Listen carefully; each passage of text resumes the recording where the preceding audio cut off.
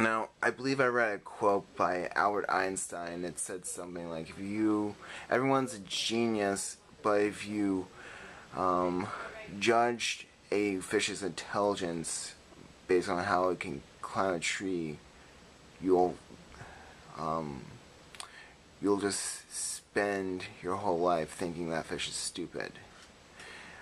On that note, do you think it's fair to judge people with low functioning or high functioning autism based on people who are not affected with autism standards? Yeah, no, it's a great question, and yeah, no, that's pretty unfair, I think, and I really like that quote from Albert Einstein.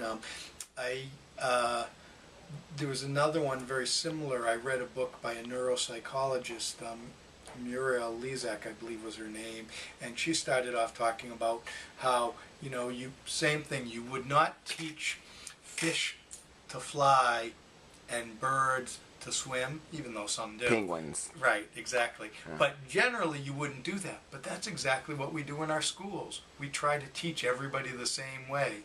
And that doesn't work for everybody. It works for some people. And I've often felt like with kids on the spectrum, the best way to teach them is find what they're interested in and let them really go to town with that. Because some of those kids their motivation will increase, their happiness will increase, and their ability for success will increase.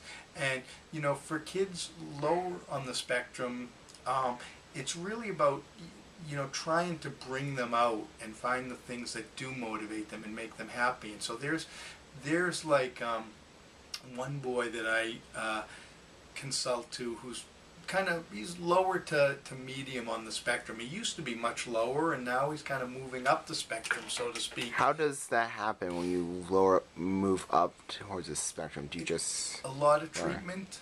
Usually a lot of treatment.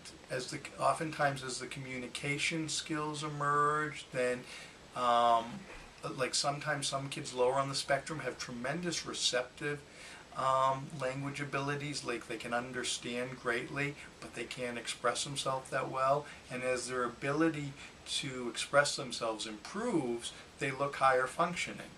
And you do see that happening a lot. Also, as their social skills improve, they can look higher functioning. That's why early intervention in terms of speech and occupational therapy is tremendously beneficial for kids on the spectrum. And sometimes you do see a kid that at 2 looks more classic autism. When he's 15, he might look more like a kid with Asperger's.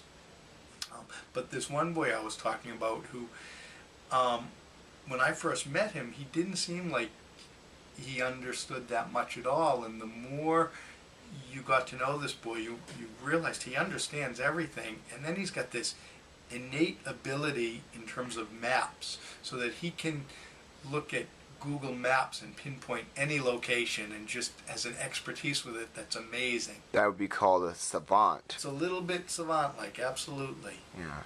Yeah. Okay.